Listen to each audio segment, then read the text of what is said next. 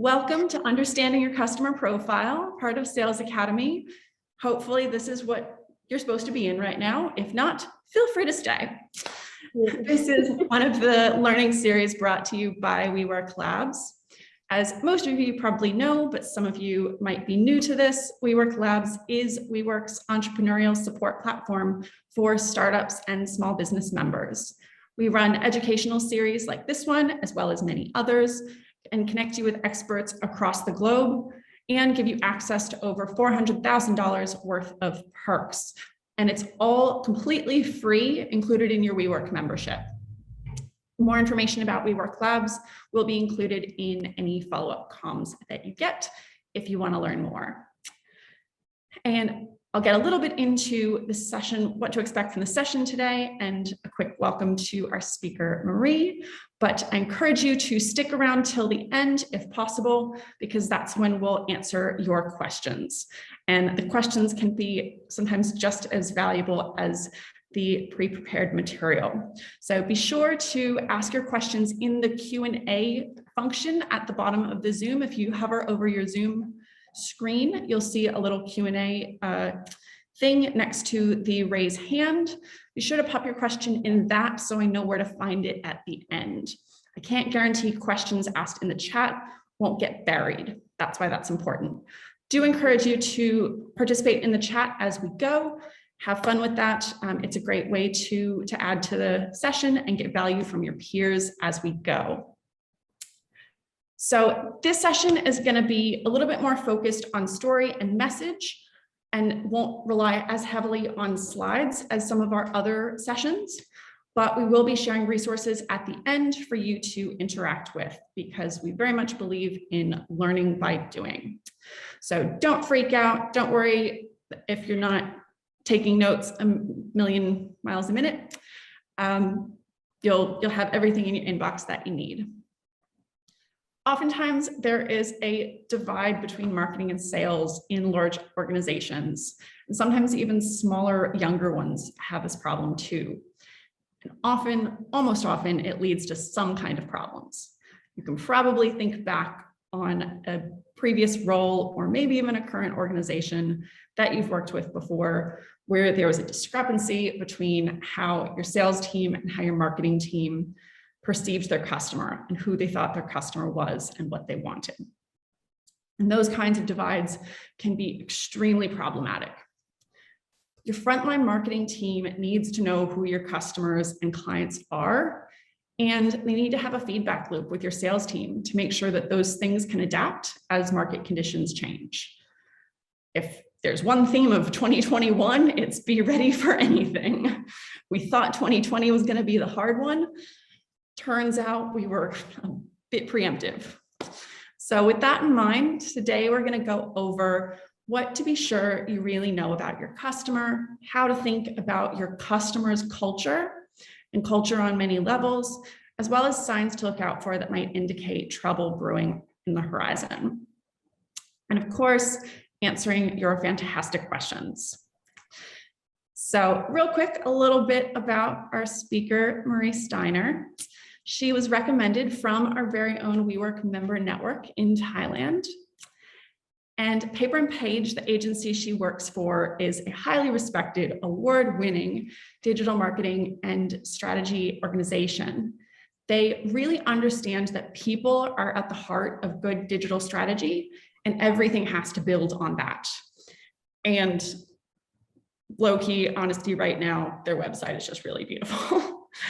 Thank you. If you have a look, and you can see the aesthetic and the brand in the slides as well. It's just, it's so nice, but it's design perfection in a functional way, which just gives my heart a little flutter. Oh, thank you on behalf of my team. We worked hard on that. And her professional experience, as soon as I looked at Marie's LinkedIn profile, I was like, crossing my fingers that she'd say yes to this ask, because her professional perspective spans so many different things across food and beverage, as well as experiential products. And she has extensive experience in international account management, marketing, communications, and even partnership coordination. And I think one of her super valuable superpowers is being fluent in French, English, and Thai, which really helps her see those different perspectives and be able to code switch and know how to approach different customers, even in markets that she doesn't necessarily know yet, but she has that cultural fluidity from that experience, not just across language barriers, but cultural differences. So with that, I will hand over to Marie. Okay, so hi everyone. I would just take a few minutes here to like a tribute to my team. So just introduce briefly what we do like in our agency. We are part of the MC group, which is the biggest German communications firm. Headquarter is in Berlin, but they are like one of the biggest, in the world, like in general, and probably like the biggest in Middle East and the biggest in Europe. And so we're proud to be part of that, big group. And what we do usually is we love, as you mentioned earlier, we really appreciate working around people. So we have been having, like this opportunities to work with the nonprofits, with organizations, with some governmental, corps and firms, and that is something that we really continue to, appreciate doing. So who we are briefly, we are based in Bangkok, Thailand, but we operate, region-wide.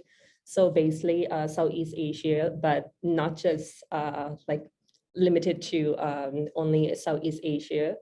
And we continue to grow our regional consumer insights. So we never stop learning about our consumers and consumer in this area, since Asia is not just one culture. We have like, very diversified and different cultures, different languages, people from around the world, also move to Asia more and more. And what we do is our core services are the digital marketing, online public relations, and web development, which is one of my favorite services. And so I won't take you longer, on this introduction. So let's start. When I was given this, sorry, oops. Just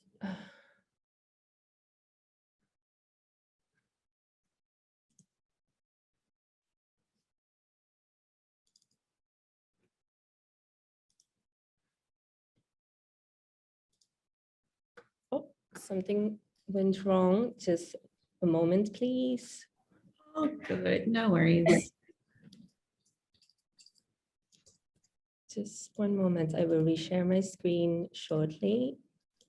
PowerPoint just decided to have a break. It looks like not go with us.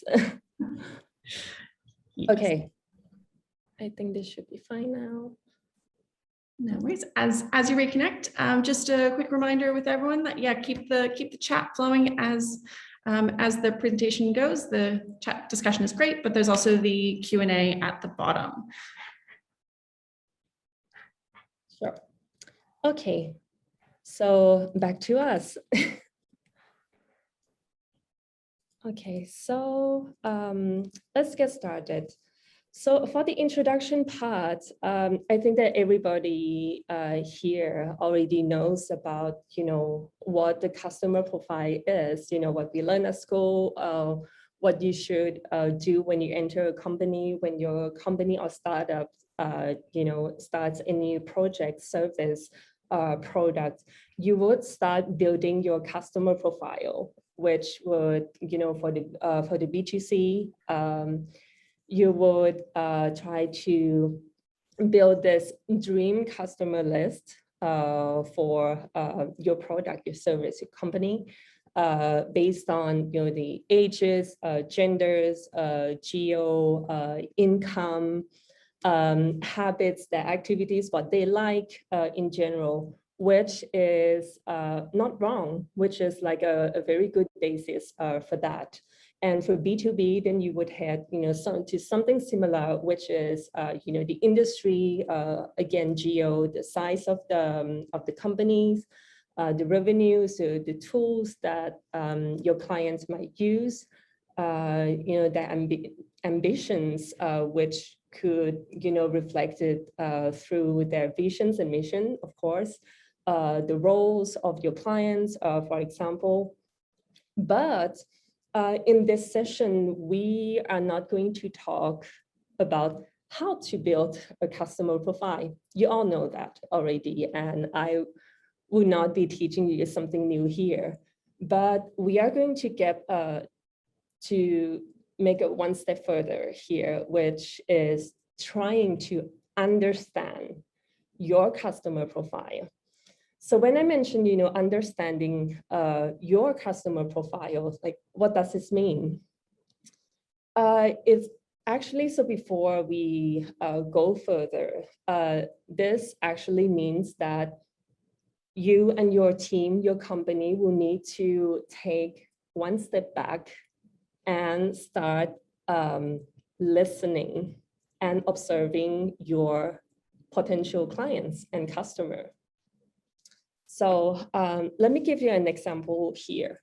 Let's say that your company is a B2B company and your clients would be like another, company, big or small.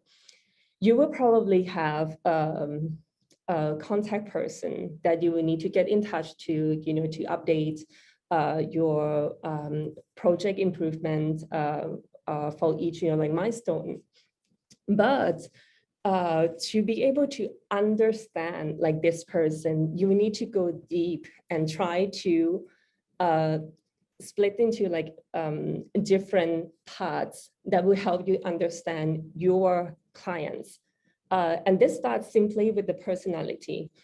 I think that many of you must have heard about the 9 Enneagrams of personality, which I have the sample here of the book and that you can find. And I won't cite like just one name of the respected authors here. There are so many. And I really, really believe in the personality types that will help you, start to understand your contact person and then your clients. So here, like after you get to know and understand what you will have, like, in face-to-face, so this contact person. So this one can be, and can hold like one of the 9 personalities types, which could be, reformer, helper, achiever, individualist, investigator, loyalist, enthusiast, challenger, peacemaker. And with the personality type of yours, it will be better, to choose like how you would, approach this person, how you would deal and how you will work alongside with this person to get your project done, which is one of the tricks I would say that will help you get things, smooth all along until the end of the project. Let's say that if you don't start by understanding your, like, who you have in front of you and who you will get in touch with, this might start like, you step in the wrong foot from the beginning. And so after the personality, you will have this culture in general. Let's say that, for example, in Asia, we're not all the same, so all Asian people here, we come from different countries, we have different beliefs and cultures and even languages. So understanding the culture of your clients is more than important, like what would be your perfect first meeting, for example, should we bring something? Should I say hello before the client or vice versa? Should I step? Should I nod? Should I shake hands? This is all important because it will be important for your first impression and the first impression that the clients will have of you, and keep this image like to the end of the service that you will provide. They can see you as rude. They can see that you're not that competitive, challenging. If you're too calm for like some people, they will say that maybe they're not that interested in their company, for example. So this part is really, really important, and I would encourage or B2B and any jobs here, especially in communication and marketing, to really take time to understand, the culture of your future or current customer, and try to, like appreciate that and see what you can make that, this relationship that you have with your customers already can improve. Next, so I took the example of this, contact person with the company that you're working with. So let's say that after the culture of the person or of the general, people from the country or from the market, we start talking, concentrating on the company culture. So of the clients, you never know that they will have like, let's say like long hierarchies, for example, that this contact person might not be able to give everything you need or everything you want, because they are, like a hierarchy that this person will need to respect. Or the company culture is not that, like straightforward, or they will be like quite reserved, quite, sometimes like pro technology. So they wouldn't, really appreciate, like talking to you on the phone or meet in person, but they prefer, like all the like Zoom call, or like only communicating through emails only, let's say. You wouldn't want to force them to do otherwise, because that will frustrate them, unless you get really to, you're able to convince them the opposite, that this will be, an added value for the ongoing service that you give, for example. But keeping in mind that you can, help them preserve their company culture, even during this time of, collaboration and coordination, that will be great for your team as well, because it will make your work easier. And all of this would go like smoother.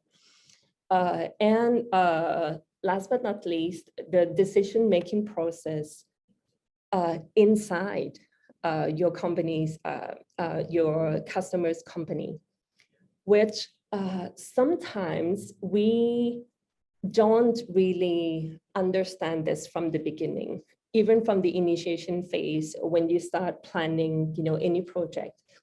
For example, as a project manager, I would try to understand that, okay, I have my contact person from this big company, but what is it like, their own decision-making process? How many people or like the stakeholders who need to say yes, or like, validate like the project? Who would say yes to the budget? How long would this take?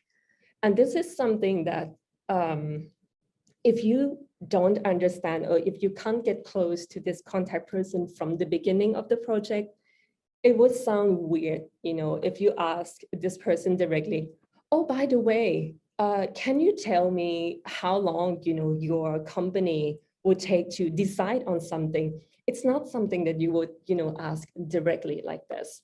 But if you can get along with this person, quite good from the beginning, and then after maybe a few weeks or a few calls, you can start, phrasing this question in a very polite way and get to know that, okay, so they will need, like 3 yeses from the hierarchy or from the executive level to get approval.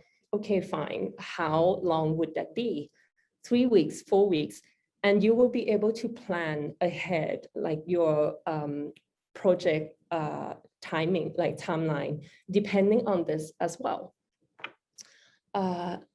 Then understanding all of this, and this is just, like an example, I can add like more bullets here, but I'm afraid that we wouldn't have time. So I would say that you already know your customer, but maybe you don't have time yet to put like all this information down and take time to, consider the importance of each, element that will help you and your team, complete the project smoothly. So what does this, these elements tell you and help you? They will just tell you like what you will sell to your clients, how you will sell it, and when to sell it. Let's take an example this time with the B2C. You have let's say that you know what you would like to sell to your clients and your perfect, customer profile. You have this already, you have your niche, you have this perfect list of your customers. You know what to sell, you know how to sell it, but if for the last part, you don't know when exactly to sell your service or your product, this might fail or not succeed as you expected. The example is quite simple with, let's say, the emailing. I think that nowadays, I don't believe that there's really an effective emailing sent on Monday morning, because we all know that everybody will be busy, at work on Monday morning. So any marketers would avoid, sending the emailing, the sales promotion, something like that, through email on Monday morning. This is something that we learn, in time, how to adapt, because you know your customer, you know your clients. And even for the B2B, you wouldn't call your clients on Monday morning asking something that is not, extremely important, because you know that they will be already busy on their daily work. And they might not be like, that receptive to answer to your question, to be cooperative, to or to, like go into detail. So you would pick like another, perfect moment to call your customer, for example. And for my second part, so after, taking time to understand your customer and your customer profile, this can be also like in different situations, since now we've learned, with this COVID-19 around the world, that all the in-person contact will be reduced, especially like, during this time. So understanding your customer in different situations, what I usually prefer is in person. Why? Because you get to observe and do like a very intense listening to your clients. You can observe their body language. You can actually get to understand, who is higher than who might influence, anybody else's in the same room, who report to who, which is, like this can, of course, appear like in a graph or like, a diagram of the company, but there are always, some reading between lines. when you get to meet your clients in person, because you get to observe like what is not said out loud, actually. So the in-person not being possible during this time, what can we do when it comes to, meeting your customer online, or, like do the Zoom meeting with your clients, what we can actually observe? So let's say that we apply all the points in the first part, the personality, the culture, company culture, and this decision-making process. We know when to contact them. We know how can we approach. We know who we might ask, to be online and to join the meeting to get all of this done. So the online part would be, you will need to do even your more intense observation, because everybody will be like looking just toward the camera. So observing, the reaction between people themselves, it's a bit more difficult to do, but it's still possible. You can get to understand, like, the facial language, the facial, signs. The body language is also like still applied here. What is, like, to avoid, in company like culture in general, or like a professional culture in general, like what to wear, what not to wear. Do people appreciate, like heavy makeup? Something that is like unprofessional, and we tend to forget when it comes to, online communication. Please do not let that go when you still need to communicate to your customers online. On the phone, even less, because you don't see the person.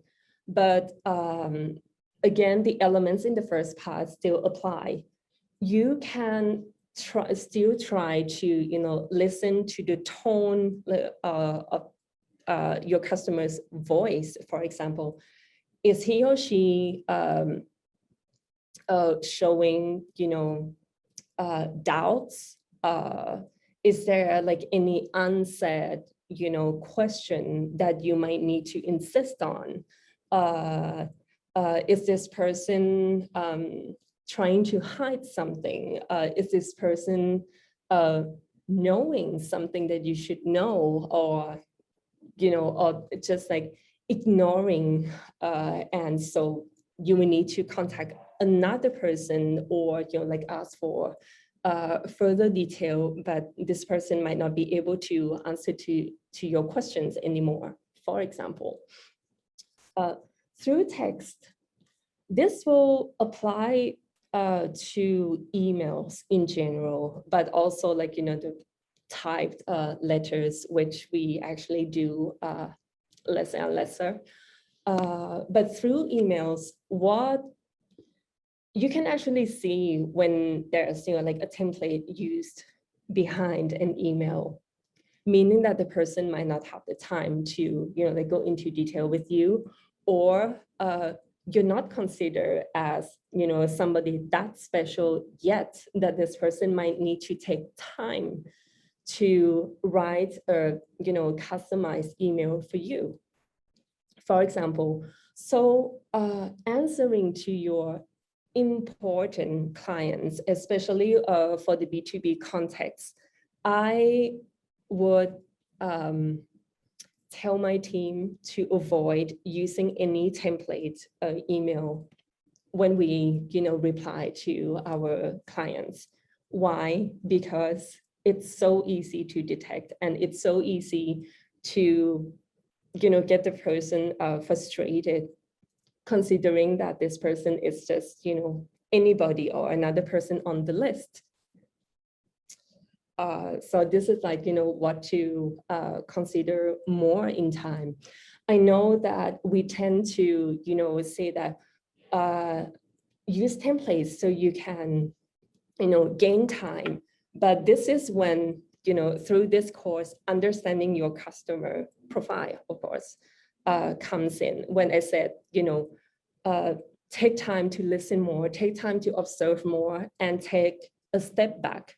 This is the part that with the digital, evolution that we're in, like we're in the middle of this, in digital world, we tend to erase this, human part more and more. And so we put everybody on like the, data list, forgetting that there's a human behind.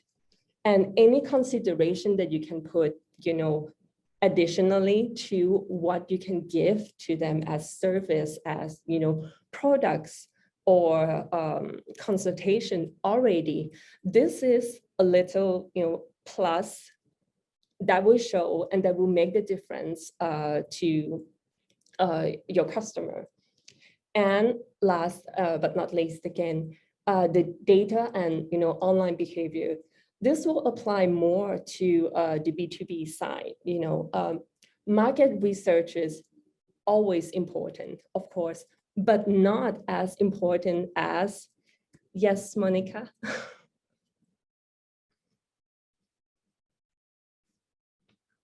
I think there was like Monica, raising hands, and Hannah as well. What should we do? Ren, please help me.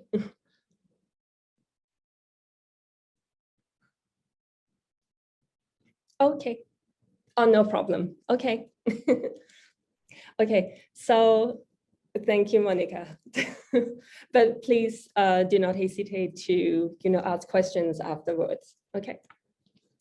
Okay. So I was at this, data and market research.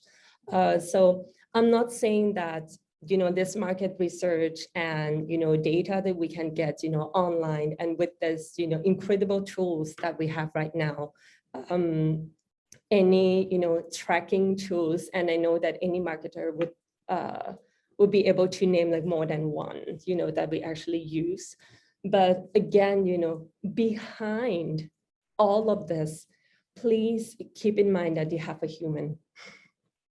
And that would lead me to this conclusion part, which is, again, I believe that all the companies in the world, all the businesses have their own, customer profiles, and they know by heart who their customers and clients are already.